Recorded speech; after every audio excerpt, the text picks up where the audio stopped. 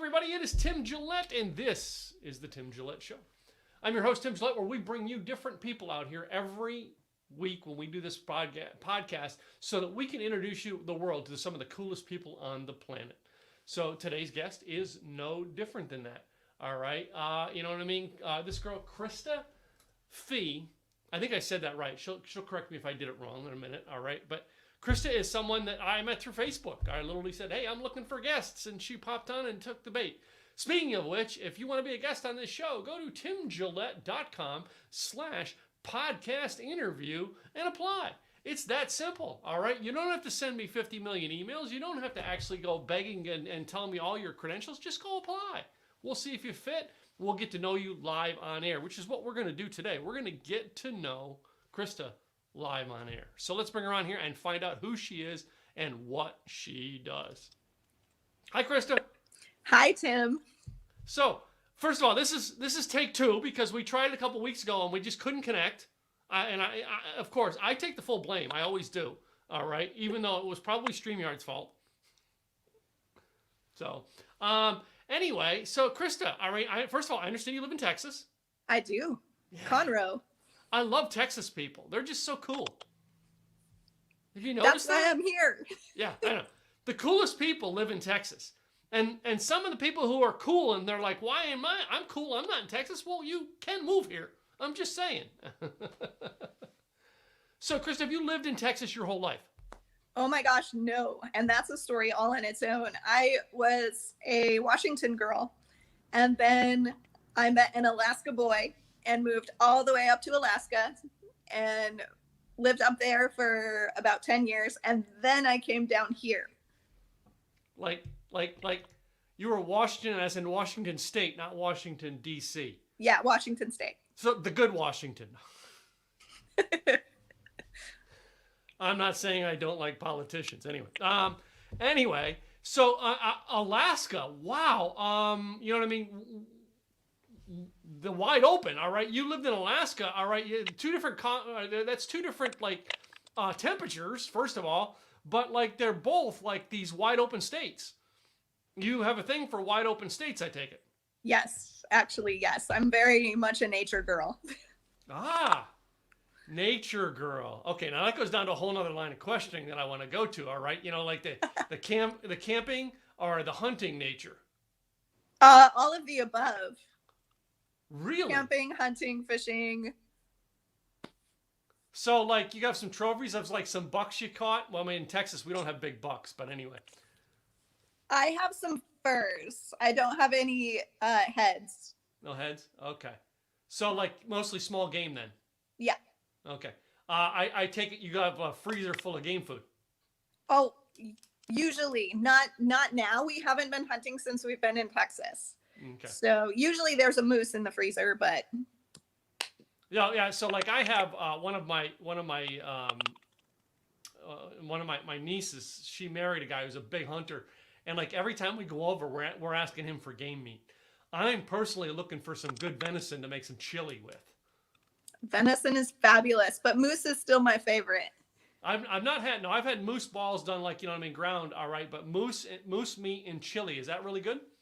Oh, I love it in everything. But a good moose tenderloin can't be beat. I'm just thinking, you know what I mean? For me, it's all these wild game. To me, Texas thing, chili, all right?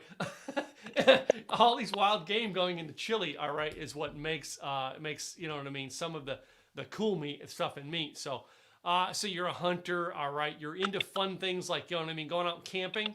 All right, do you have the tent, or are you like me, have the RV with the 5-star luxury hotel attached? I have done both. Right now we do overlanding, which is tent camping. Wow. Yeah, I don't require glamping. My wife, my wife's from up where Paladora Canyon is, all right? So up there in Canyon, Texas. She loves to go camping. My idea of camping is slumming it at a 4-star hotel. That's just my idea of camping. I'm not into it. All right, I'll do it. All right, but you want me to do it for a week straight? Nah, it's not gonna happen. Maybe 2 nights, and then I want a night in a hotel. type deal. All right. But yeah, the whole outdoor things, I'm not that far of an outdoor person. So, you came down here to Texas. How long have you been in Texas? 2 years. 2 years. All right. And, you have a business here, or are you working for someone here? I have a business here. Okay. And did you start the business here, or did you start it somewhere else and carry it here? Ooh, that's a complicated question. I had a business before, but it changed when I came here. Dude, I tell used us to run how a this circus. changed. I love to hear these stories. Right? I used to run a circus in Alaska and an entertainment business. And during the time that I was building all of that, I also was getting a degree in national security and criminal justice and forensics. So I was working on a more serious grown-up side of my personality. So when I came down to Texas, I moved just to the healing arts and all of that criminal justice stuff. Criminal justice. All right. You know what I mean? Anything with the word criminal into it makes me run the other way. That's probably because you're attached to the police force. And no, I have some great friends who are police, and it always says keep your enemies close. No, we're not going there. So you guys, Conroe, Texas. Now, is your husband working with you, or partner working with you, or are they have a job there too? He is a long haul trucker. So he can live anywhere. He can live anywhere. Yeah. I did that long haul trucking thing in the early 90s until I got epilepsy from getting banged on the head somewhere. But you know what I mean? I loved it. To me, that was the ultimate lifestyle. It's like you wake up every day in a different town. So have you gone on a ride, you know what I mean, on a trip with him? Oh, so many. Yes, absolutely. Let's talk about, let's go there. What's your favorite trip to take on the truck? Canada is fun. But driving through Canada is really desolate because the parts that you drive through are the primal parts. So it's a very beautiful, snowy, almost desolate kind of drive, but it's just miles upon miles upon miles. It takes like 2.5 days of driving to get through all of that beautiful nature. So it's a reminder that we haven't completely populated everything yet. No, I recently, this past summer, August last summer, I drove a friend's car who was moving from California here to Texas. I drove it out here for him because they had several vehicles and stuff to bring out. So I fly out there and I drive, and I come across I-40, which is like the middle of nowhere except for like 3 cities. You know what I mean? I-40 coming from California, you go through one town, Flagstaff, Arizona, which is a kind of a town, not a city. Albuquerque, New Mexico, it's a city, all right? And then Amarillo, Texas, which is kind of a city, you know? It's like, other than that, it's wide open country. So, and gotta have my friend Anita actually saying good night because she's watching this over in midnight overseas.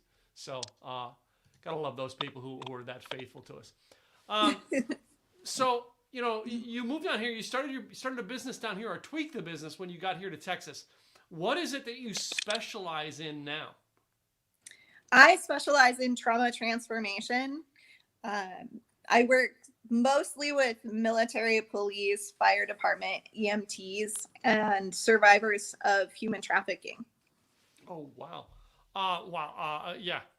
When you say the word trauma, all right, that really, scares me. But, working with them is an important thing because those people really face trauma.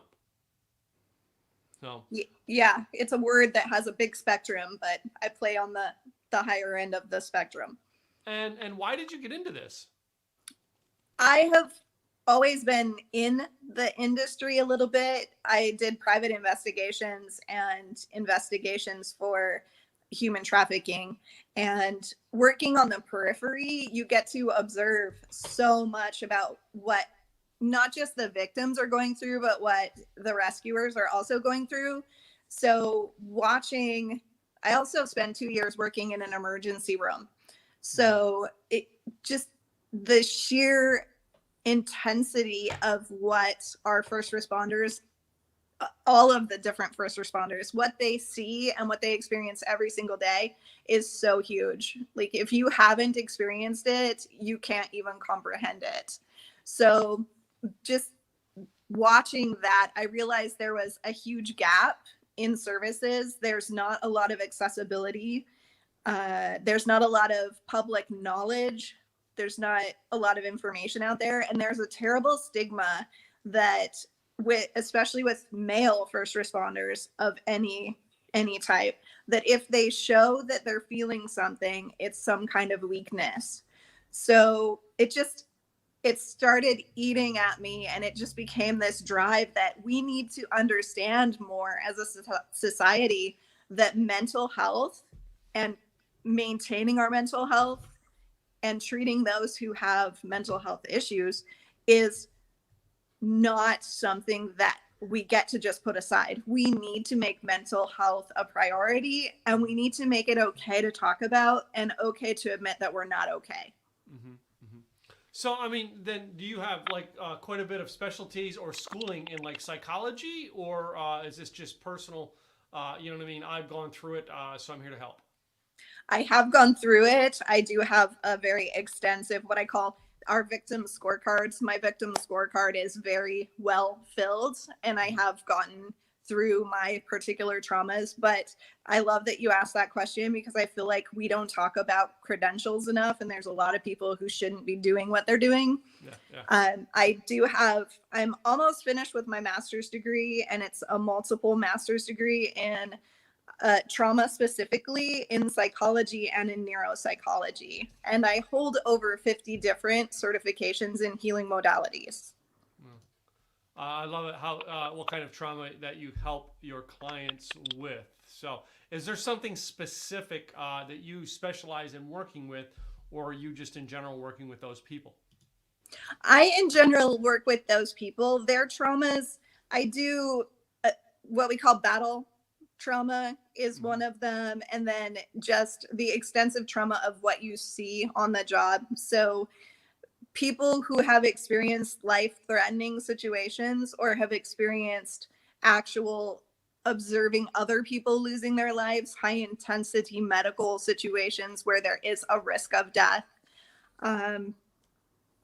Just those things which are the most, what we consider to be the most severe types of experiences. But also I work with developmental traumas. So people who've experienced childhoods that weren't maybe the best. Mm-hmm. And that doesn't necessarily mean child abuse specifically or extreme neglect, because even small things can have a big traumatic impact on us when we were using like a 5-year-old mind, when we perceive it from a child's stance. So that's a very big answer to that question. Sorry about that. Well, that's what interviewing is like, you hope you ask a small question and you get this big answer. Well, you know, it's interesting that, you know what I mean, the people you work with, all right, and that's the specialty. And then you talked about education there. But you also said, but I've been through it. Yes. So some of the stuff that you've gone through, and you say, like, you know, I mean, your what was this? You said scorecard. Explain that concept to the listeners who might not understand it, like me. Working with people who've been through trauma, it's really interesting. Before we're ready to heal, we go through a phase of trauma comparativeness where we want to talk about what we've been through, but we do it in a way that is like, my trauma is bigger than your trauma. So there's this concept that we all kind of have a trauma scorecard, and we're like, well, I've been through this, and I've been through this, and I've been through this. So what's your wounds? Tell me your war stories, you know, tell me your traumas. And we can compare notes and be like, yeah, that sucks, right? That sucks. Let's go down this spiral of how bad that is for us, and, you know, how righteous we are in our anger and all of those experiences.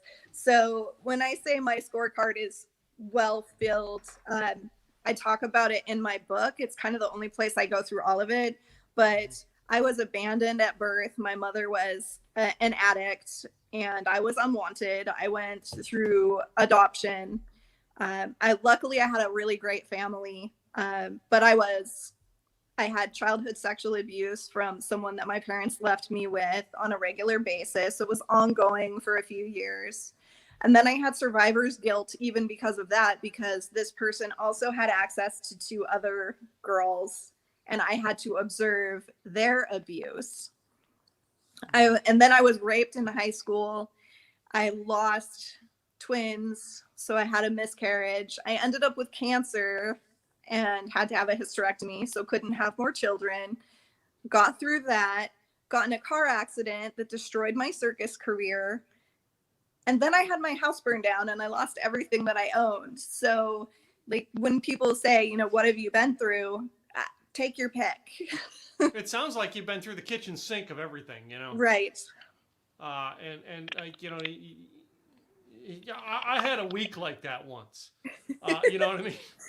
And most of us doesn't, you know, most of our listeners are not getting this, all right? Everybody goes through something in life. Some of us just have to go through more traumatic than others. I personally, Krista, in 2005, it was 2004, I sold my business. 2005, 6 months after selling a business, I'm broke and homeless almost. And it was decisions I made that put me there. It's why I don't claim to be in the same place as you, because you're there because of decisions of others, right? And I think that's what most of the people you help are there because of decisions of others, not decisions that they made. Is that correct? Oftentimes. Yeah.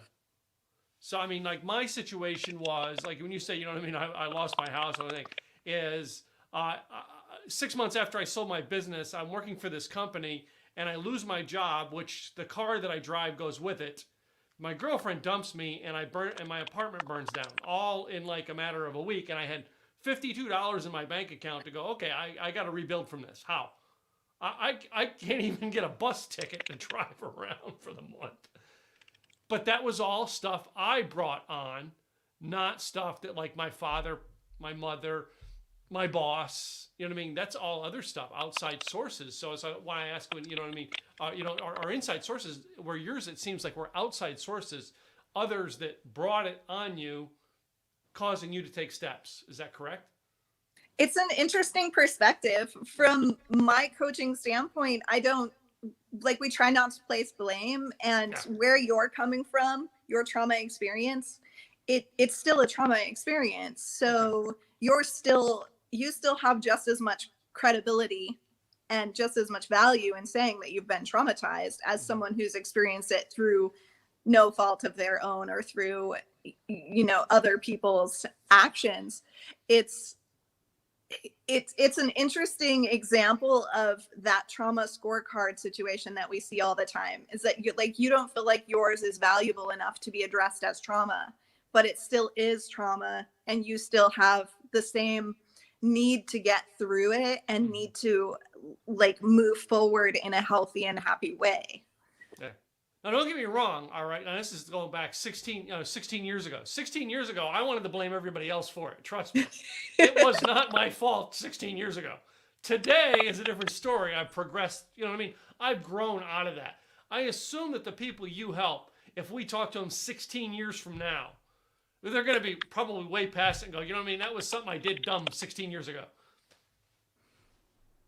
Hopefully. Yeah. Unfortunately, when you're dealing with people who are on the extreme end of the scale and are suffering from trauma spectrum injuries like PTSD and things like that, sometimes it takes 16 years to get through, to get life to be more and better. And in many cases, there is no actual healing. There is no actual get over it. Oh, wow. They more learn how to cope and how to access their life experiences in different ways and how to face their challenges differently. But the actual physical effects on the body and the brain of their trauma is not always get overable. That is, you know what I mean? Because I've always, all right, Krista, in my mind, I'm always, everything I go through, I'm always like, I'll get over this, right? I can't comprehend, well, except for my medical issue, I almost can't comprehend I'll never get over that. You know what I mean? And even that, you know, I mean, I got a form of epilepsy that I take a medication to control it. And I will never in my lifetime get over that. I will always have to take that medication. So that's probably the only thing I can grasp a concept, but I feel I have control of it because I take the medication. You know what I mean? Your clientele and the people you're helping, I assume there's not a medication for this. There It are just makes it medications go away. for symptoms. Huh? There are medications for symptoms. Like, it's common for them to have depression or anxiety, and they may be on a medication that stabilizes their mood a little bit more. So Okay. it's all a matter of multi-layered. There's not a one answer. There's not one way to heal. There's not one way to fix. It's so complicated that there's multiple steps needed, and everybody's so different, and the way that they're experiencing it is so different. Like, some people are all in the head. Some people are very much in their body. Like, they're literally getting physical symptoms and physical pains because of it. Some people are a combination of both. It's just very, very different from one person to the next. Well, I'm glad you clarified that, because literally it's so often I want to say, you know what I mean? Hey, where's the cookie cutter course I can go buy to get through this? And in your case, there's not a cookie cutter course they can buy to get through this. No. Is there cookie cutter stuff that they can take to find out that they need your help? I do offer a course that is what I call the foundations. It's all of the life skills and tools that a person needs underneath learning what they need through that, like, one-on-one intensive healing. So the Infinite Bliss course is literally foundational skills that are useful and necessary for almost everyone. Like, how to breathe when you're having anxiety, how to calm your nervous system through using breath, how to be mindful in the here and now, which is really important when you're having struggles with emotional regulation. All of those types of things. Understanding and recognizing what limiting beliefs are and how to replace those with ones that serve you now. Understanding time management, how to notice before you lose control of your emotions, what emotions are coming on. How to be in a watching position and allow those emotions to come and go without trying to grab them, stop them, or control them in any other way. Just to let them be and know that they will pass. So, I mean, I had a gentleman who was in my mastermind for a couple of years who does music therapy, and my wife's her degree is in music therapy, and you know what I mean. This gentleman does everything with playlists and trying to get people to, you know what I mean, to put music into their life. And my coach and mentor was in the music industry, so he's always about put music into your life.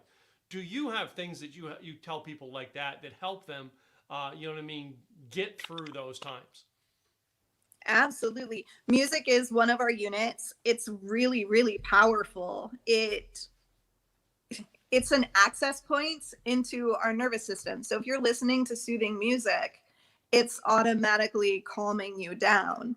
And even beyond just the musicality and seeking music that has like a theme or lyrics that kind of fit your world right now, there is modern science is putting together these binaural beats and regulated music patterns that actually can help literally put your mood where you need it to be. So if you're in need of sleeping better, there is music that will help you get your brain to calm down and go into the brain state that you need to have for that restful state. So sound, even beyond music, sound baths and all of that kind of stuff. Very legitimate, I'm very guessing helpful. Like Metallica and Iron Maiden are probably not music to calm you down. No, but I think they do. They calm me nicely, but anyway. I was going to say, honestly, the funny thing with that is some people do actually really like heavy metal as a calm down.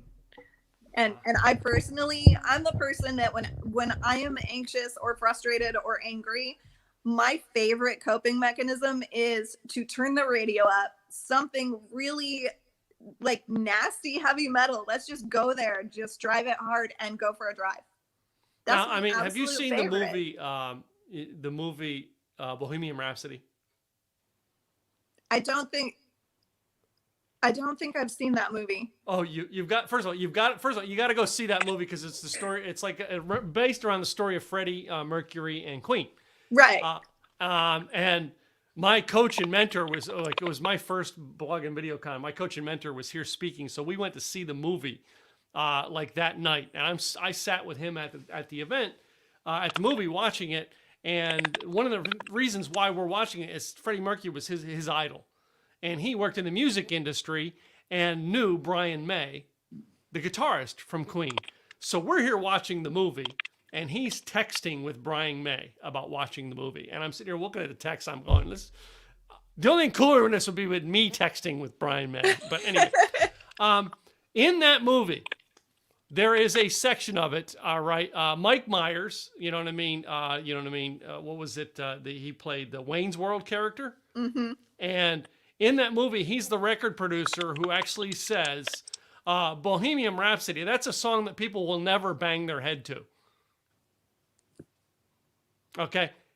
And I'm just thinking about that. How often we would label music as something, not knowing what's healing for one person as opposed to... All right? I personally love listening to Highway to Hell, all right? Right. It's probably not the best thing in the world to pull into church on your motorcycle blaring from the speakers. I'm just saying, but it motivated me. You stated earlier that there is no one certain way on healing on this. No. So if I'm going to listen to, Metallica or, what's some of the newer bands that are out there, I can't think of any of them. They just off the top of my head, but like that kind of music can soothe a person. And I would think that some of that banging and crashing, someone with PTSD might drive them worse, but does it calm some of them? I know a lot of my military folks are very, very much metalheads. Yeah. I'm putting that down in my quotes. All right. Military folks are known to be metalheads. All right. If you're a military person, all right, rock on. It is not uncommon. Not uncommon at all. How about are any of your people who are like in the trauma, are they into like ABBA? I have no idea. It's not worthy of talking about, apparently. So it's one of those things we keep in secret and we don't tell. Right? I'm like, interesting. The music I know people tend to like, and the music that comes up when we're discussing it is usually, my women have a tendency to be more towards women power, kind of more poppy, more like positive message, go forward. Aretha. My guys do tend to be more aggressive, more classic even. Like when you said you couldn't think of anybody new, I'm like, no, it's like Metallica and Megadeth, even Black Sabbath, and it's the classic stuff.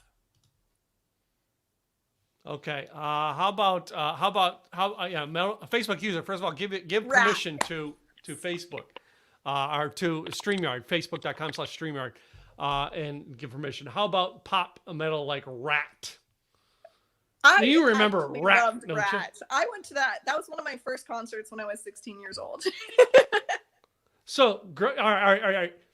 Growing up, I listened to metal or pop metal, right? Like stuff like Rat. Van Halen's my favorite, right? And I'm at a dance club with a friend one night, and there was another song out. I mean, you know how songs in the 80s, so many of them use the same song title. Like Round and Round was some other band, like a pop dancey band, used that Round and Round. And my friend goes, I don't believe they play Round and Round. I'm like, they didn't play that.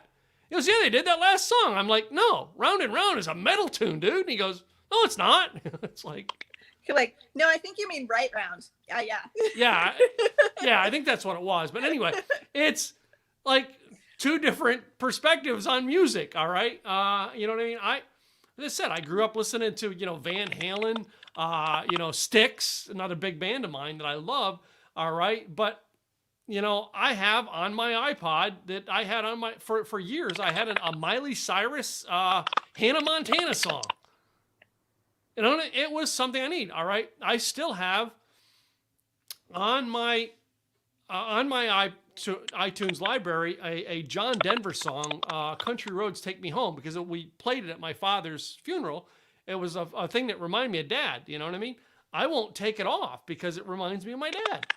I'm not Emotional into that kind associations. Of music. Huh? Emotional associations to music. Yeah. So, I mean, and it is. I mean, it's and when you talk about emotional associations with it, personally, I mean, I was on my motorcycle on a trip going through West Virginia, and that song came on, and I bawled for like 45 minutes on a motorcycle. I'm bawling, right, trying to keep a motorcycle between the lines on a highway in West Virginia. So, because it's an emotional attachment. So, some interesting things here. Some things I always like to ask my guests when they come on, though, Krista, is there something that has been impactful for you?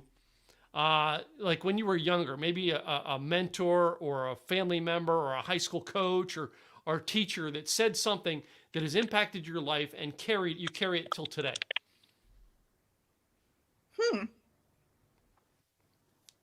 Wow. I think I would have to go to my first belly dance instructor, and that would have been like my first year of college.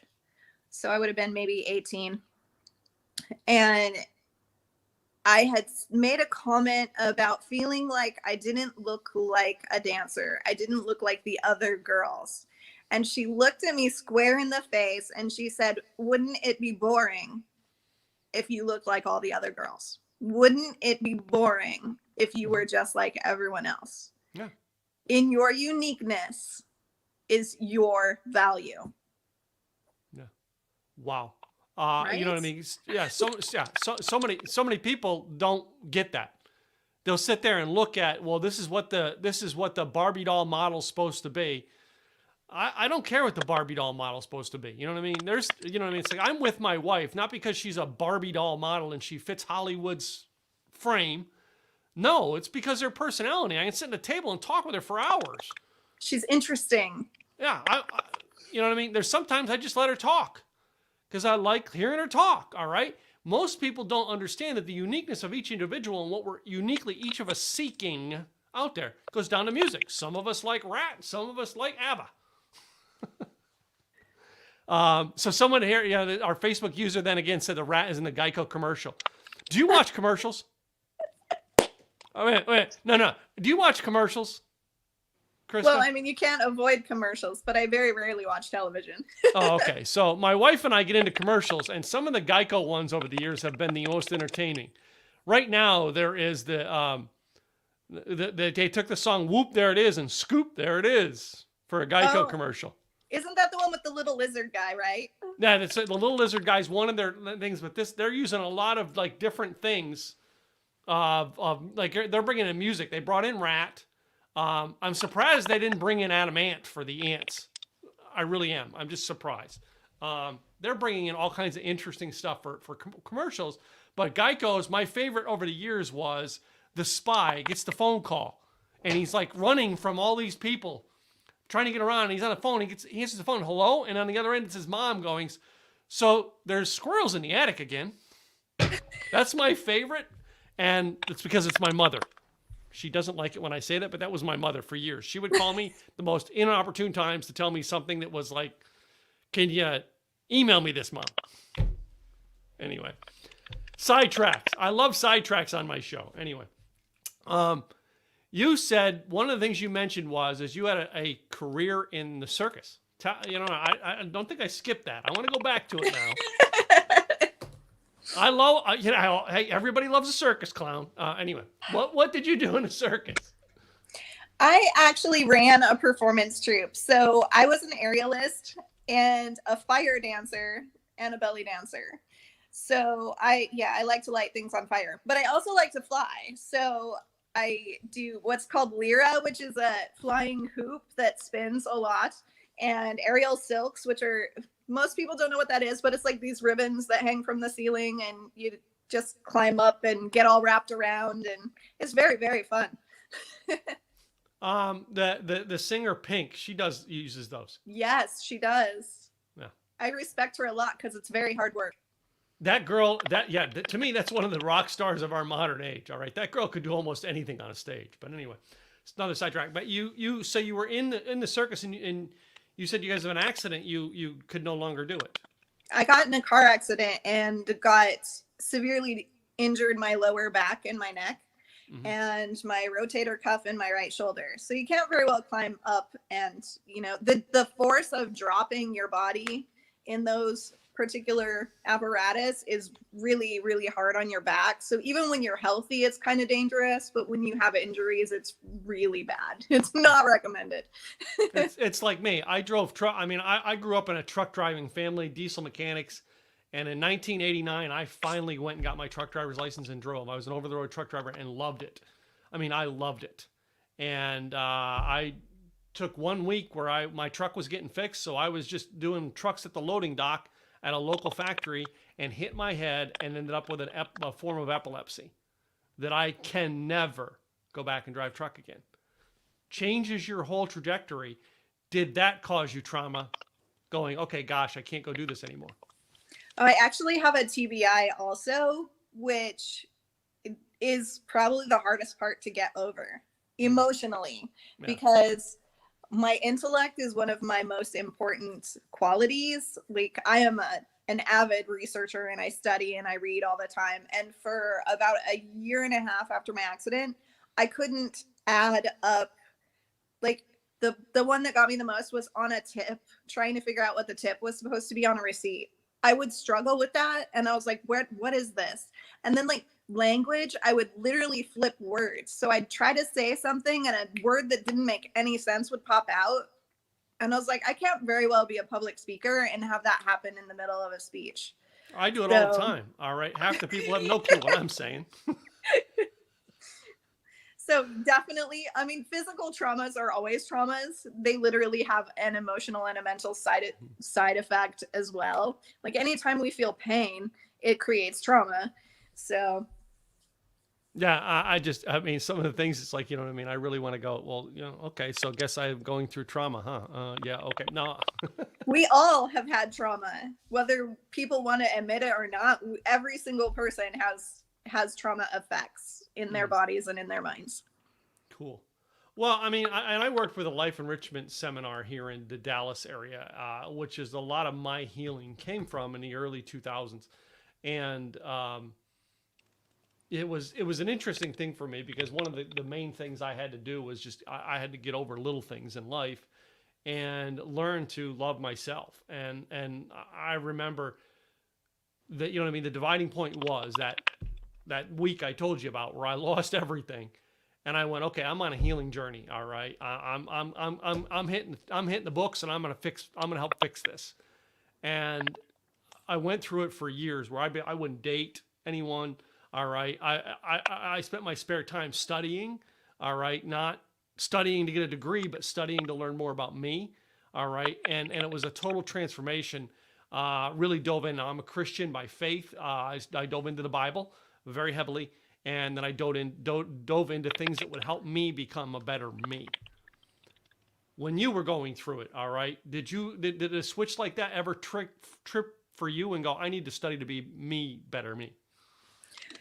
I didn't recognize that I was part of the process. I literally didn't learn to heal myself until I had been working with clients in the fitness industry for about 8 years. I had to heal other people to figure out how to heal myself. And I didn't even put myself as important in the equation, or there was not a moment when I went, my life matters and I need to work on myself so that I can be happy. That didn't happen until 12 years ago. Wow. So I took I didn't matter. I didn't exist. My purpose was to help other people. And it took a long time, a really long time, for me to recognize that I was avoiding working on myself by working with other people. Now, you know what I mean? How long have you and your husband been together? 14 years, I think. Okay. Did he notice things about you and want to go, hey, you need to fix this? Did he notice that about you? he never, he's a rescuer for sure. And that's definitely a part of what his attraction to me was in the beginning was this girl's amazing. I love her, but man, she needs someone to take care of her. She needs someone to show her that she's worth something. So he's always been the person who wouldn't push for me to, he would never say I was broken. He would say that I wasn't aware of my own value. Mm-hmm, mm-hmm. So, but he has been extremely important in this process because learning how to trust other people is when you start to learn how to trust yourself. You're right. Yeah, you're right. So, I mean, but I have learned, all right, over the years that just because I see something wrong in someone else doesn't mean I have to go point it out. And that's why I was asking if your husband ever noticed that, because I went through 2 marriages before I figured that one out. Yeah. So there's other things I figured out in life too, all right, you know what I mean, about marriage, but I won't go into that. Anyway, so I mean, it's been a very unique journey for you, all right? And I guess, though, Krista, the journey's not done. No, just begun. Okay. So one of my the speaking gigs is because of the fact that I was personal friends with Zig Ziglar. And one of the unique things I found about Zig was when Zig was told by the doctors, all right, your time's done. You know what I mean? You got like months to live. Zig Ziglar was overjoyed with it. And he says, finally, I get to graduate. Do you feel the same way about life? My graduation will be when I leave this earth and I join heaven. I feel like I'm a spiritual person, but I don't have a particular religious faith. Mm-hmm. I feel like we are all energy, and that I love the physics behind that. The idea that energy never dissipates. So we're just always kind of present. Yeah. And in that, there's kind of a purpose, but it's never clear. So I don't know about graduation as much as just something new and different, whatever that means. Mm-hmm. I personally believe in, you know what I mean, I'm not going to graduate on this earth, but I also personally believe that everyone should have a goal. You know what I mean? As like one person said to me, you know, the goal of every 93-year-old is to be 94. You know what I mean? You should always have a goal, something you're working for. Are you working towards something right now? Oh my gosh, I absolutely have a goal. I want to build at least 3 international long-term resource centers for victims of human trafficking. Cool. That's my legacy. Cool. That's an awesome legacy. So, I mean, that's great. So, you know, the last things I want to ask, all right, before I move on to the closing here, is if there's someone watching who would need help or going through trauma, what advice would you give to them if they just happened to come upon this broadcast today? And we don't know what their problem is, but we know they need to reach out to you for help. No matter who you are, no matter what you've done, no matter what you've experienced, you are absolutely worthy and deserving of happiness.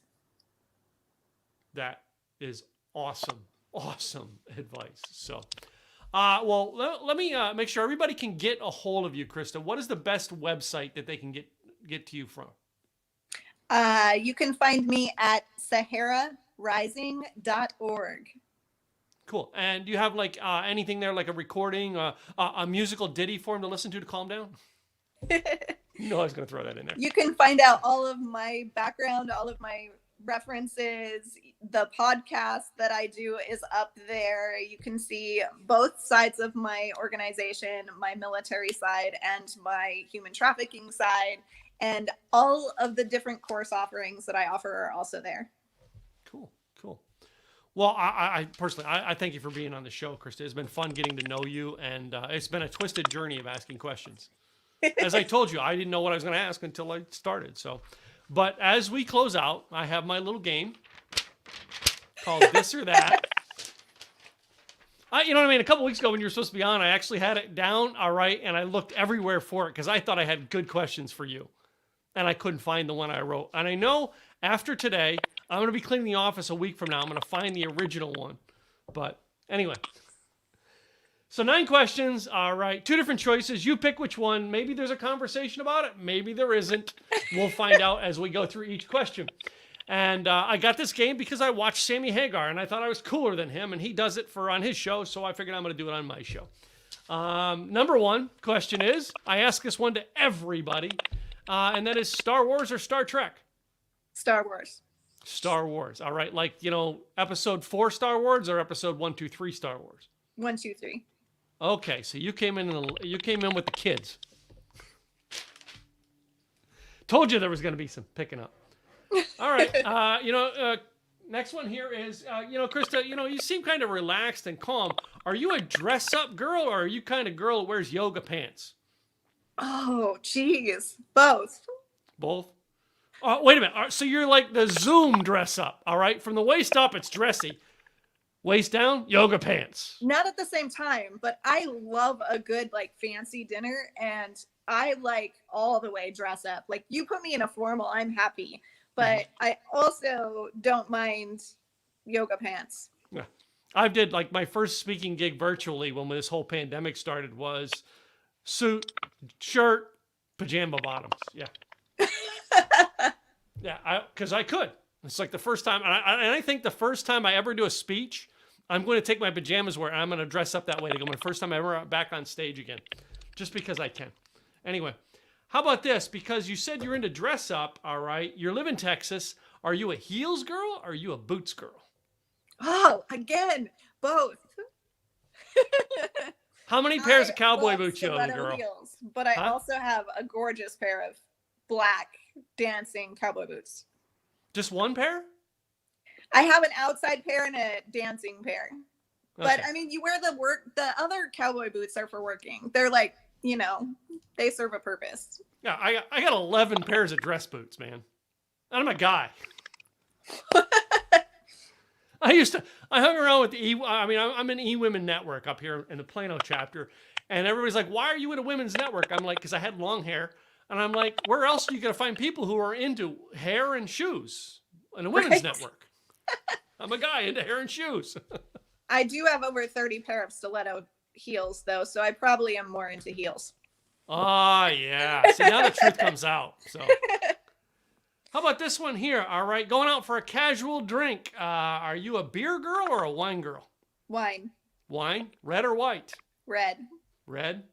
Where from? I'm just curious. What wine is your favorite red?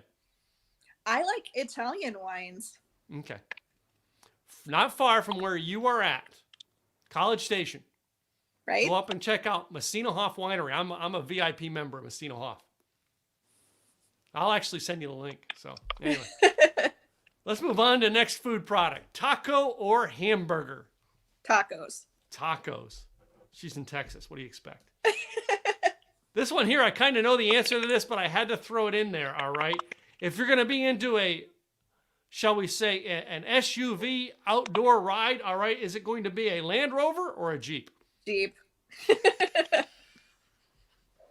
We had a conversation before we went on air. So you got a Jeep, right? A Jeep Gladiator. Yes. Yeah. I was going to get one, but I ended up, I used to work on Land Rovers. By the way, Land Rovers are a freaking damn nice truck, by the way. They are. But like the Jeep is still, it's an American. And a Harley. Huh? My only cars, 2 Jeeps and a Harley. Do you have a Harley or your husband? My husband has a Harley, Okay. yeah. My wife and I both had Harleys.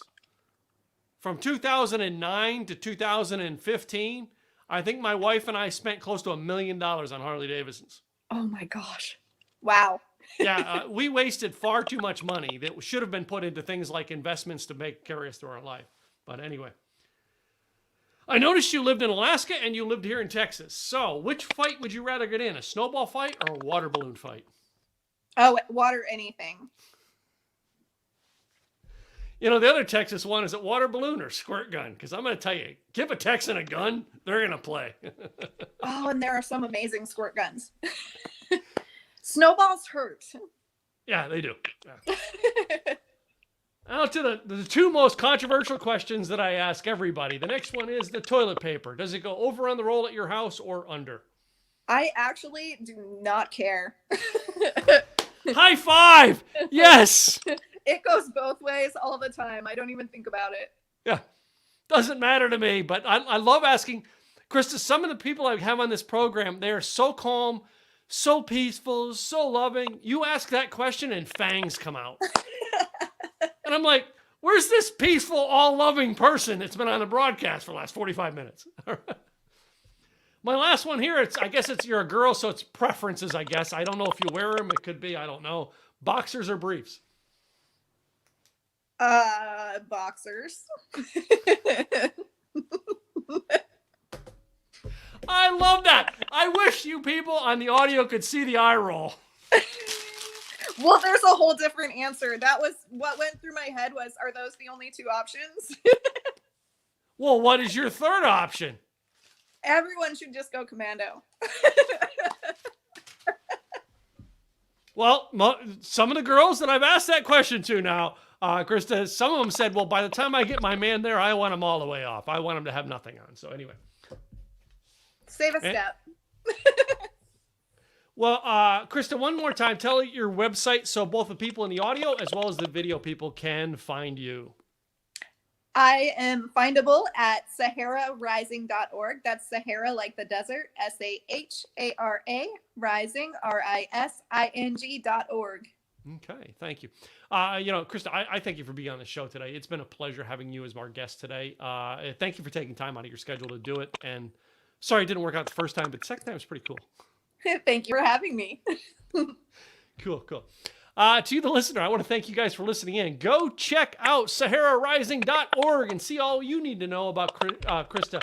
Hey, and if you're going through some sort of trauma, reach out to her, all right? Reach out to someone and get help. That's why we have people like Krista on the show, so that you can find the help you need when you need it. I'm Tim Gillette with The Tim Gillette Show. Be sure to subscribe to our podcast on Apple and where you get your podcasts, as well as our YouTube channel, youtube.com/Tim Gillette. I'm Tim Gillette. I'll see you soon with someone else. Bye now.